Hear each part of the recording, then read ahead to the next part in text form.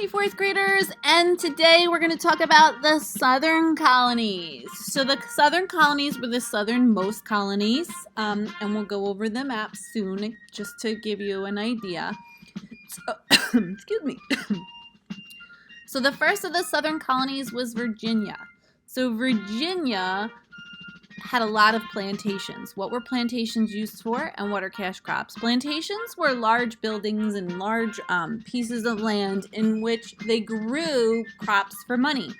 So this is a picture of a plantation house, and a lot of the time plantations had slaves working, so we have a picture of some slaves.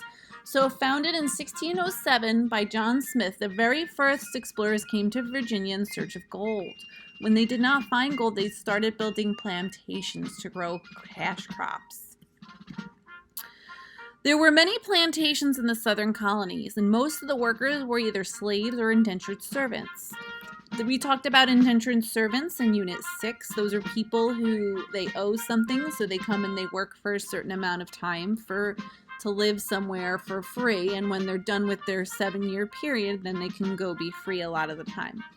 The farmland that the southern colonists used to build their plantations often were in Powhatan territory, which is Native American territory. And the fight for land in this area eventually led to the Powhatan Wars. Our next colony is Maryland. Maryland was founded in 1632 by Cecil Calvert, the second Lord of Baltimore.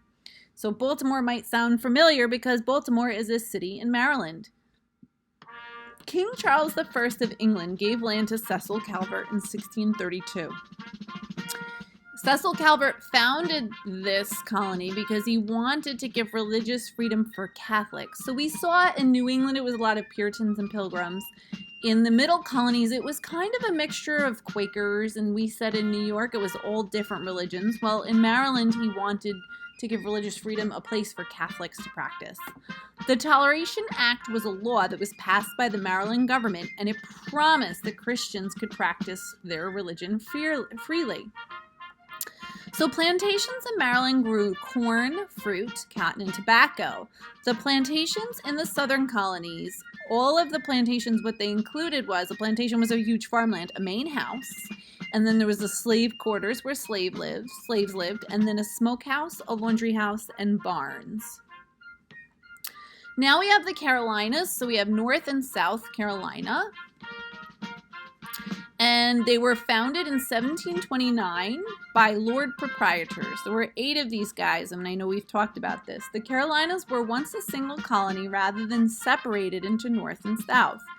King Charles II gave the land to 8 noblemen, also known as the Lord Proprietors, and they separated the colonies in 1729. The colonists first settled in the southern part of the Carolinas, more quickly than the north because the land was better than farming. So South Carolina was more settled than north at first. And more plantations were being developed, right? And slaves made a huge part of their population. They used them as work for the plantations. And then lastly, we have Georgia. So if you look at this picture, in England, what would happen if you owed money or you were a debtor, they would put you in jail. So this guy named James Oglethorpe founded Georgia in 1732.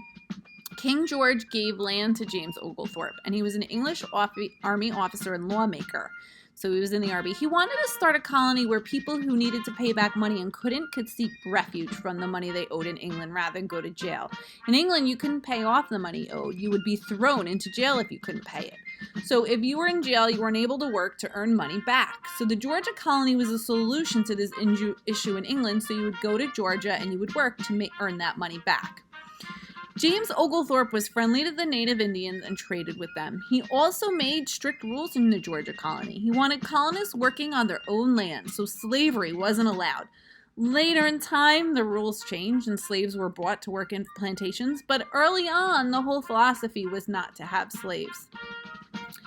Well, thank you, boys and girls. We've gone through all the different sections of the colony, so you guys are going to get to play some games and some quizzes. All right, so now you're going to do your notes on your southern colonies. Again, remember your notes on your southern colonies are here. And you are going to do those notes. If you need the answer key is in your Google Classroom.